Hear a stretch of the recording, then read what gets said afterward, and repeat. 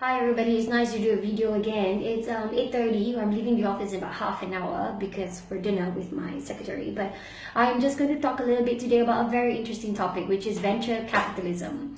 So most people are very curious to know what venture capitalism is. Basically, people are funding you. People, as in it could be a VC or an investor, angel investor, that they're funding money into your company in exchange for shares. That means they automatically legally becomes your shareholder, part of your company. So my company is 100% fully owned by me. And then we sold 10% of our shares based on our evaluation price at that point of time, for example, 5 million. And then we sell it to our shareholder, who's also a venture capitalist, and then he owns part of our company, which is 10%. So the question that I want to talk about is not explaining you what venture capitalism is, but why it is important for any business to become a scalable company or to become a multi-million-dollar corporation. Some of you start a business, but you're actually just business owners. If you're not growing companies, if you're not creating jobs, if you're not creating opportunities, growth, strategizing, investing in marketing, all you do is just run a business. So you should not be called an entrepreneur. You should just be called a business owner. It's like open a shop, sell something, buy something wholesale, and sell something retail. Very simple. However, for an entrepreneur, especially an entrepreneur driving a multi-million-dollar company, it is very important that venture capital must come into place. So why is it important? Because it's very simple. I cannot grow a company to become $1 million if I only have $100 as my capital. How does $100 grow into 1 million? Of course, it cannot grow into 1 million. Sometimes you hear stories that people tell you, oh, I start a business from $100. Or I start a business with zero capital. Or I start a business with $1,000. That is correct. They actually did start a business with $100, like me. I start my business with $100. But for the next 2 years, everything that I own, I pump it back into the company, which becomes its new capital funding. For example, if you run a business using $1,000 this year, end of the year, you realize that your company has made $10,000. And out of these $10,000, you did not use the money. For example, you have a job, so you already earn money from your job to pay your bills. So the money that your business has earned you, which is $10,000, becomes your new capital for the following year. That's how the 10,000 will get to 100,000. So you see, the 100 doesn't get to $1,000. The 100 will take you somewhere, the capital funding will take you another place, and another place will take you another place. Of course, if you put in this much capital, this is how much you're going to earn over a period of time. But if you pump up this much capital, this is how much you're going to earn. Oh, look, even my hands can't fit the screen. How much you're going to earn at the end of the time. So, for example, a company that starts with $1 million funding is definitely going to make $10, $20, $30 million. Whereas a company that starts with $100,000 funding is probably going to hit only $1 million until it raises a new capital funding to get more money. So every time a company requests for venture capital, every time a company you hear is asking for investment, that doesn't mean that they're in deep shit. That means that they are constantly growing and they don't want to let opportunities to grow pass them by. If I can create 300 jobs in my office with another 100,000 capital funding, I would definitely seek funding for me to create jobs for people, therefore turn higher revenue for the company.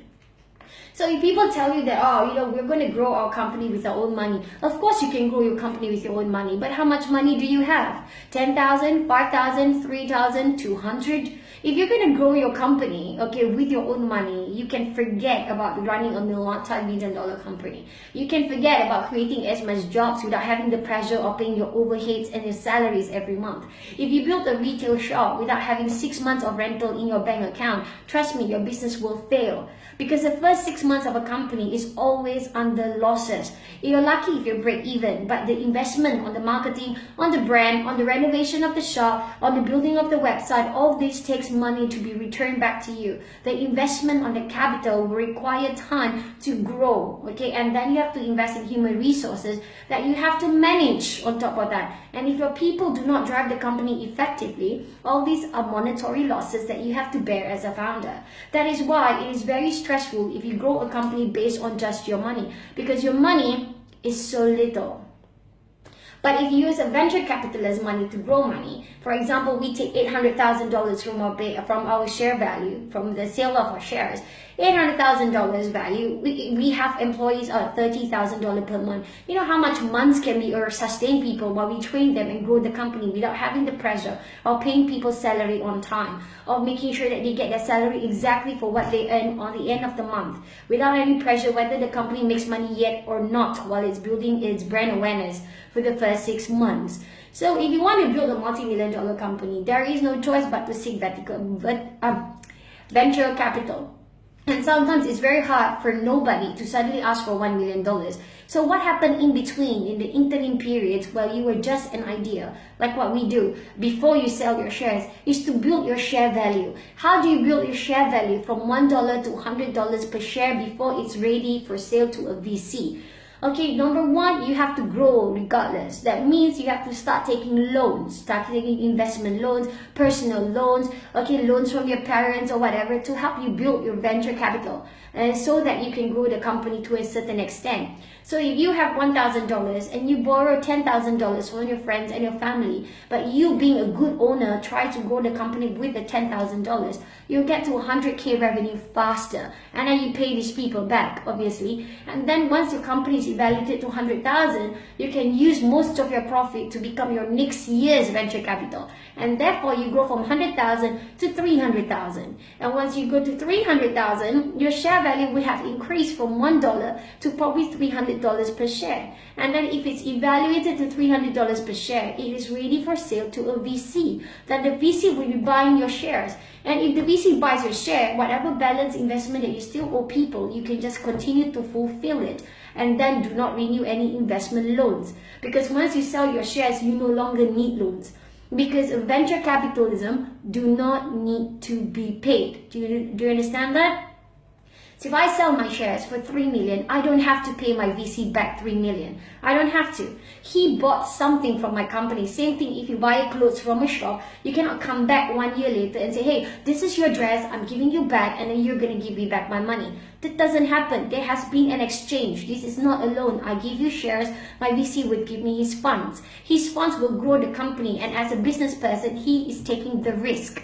He is taking the risk that if the company go bust, he will lose his entire capital. But if the company goes rich, he will make a lot of money with the company for as long as the company is running, until the company exits by selling its full shares to another bigger giant.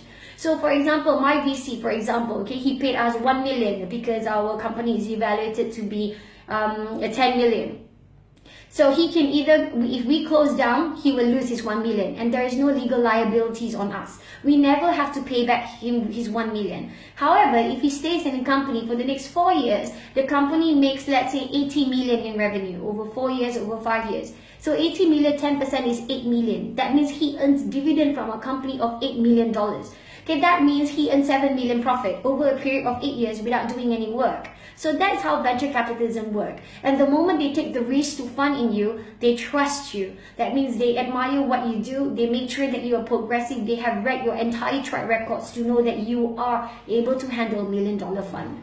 So that's why venture capitalism is important if you have any intention to run $1 million company. Other than that, you are just running a business. That is not entrepreneur. Entrepreneur will continue to create a scalable idea. So if you want venture capitalism, basically you need to go through a VC fund, take investment loan, grow your share value before you can even ask for it. So other than that, of course, you can run your business on a small scale, and I don't mind people running business on a small scale, but I want you to remember, if you run a good idea as a business and earn money by running it small,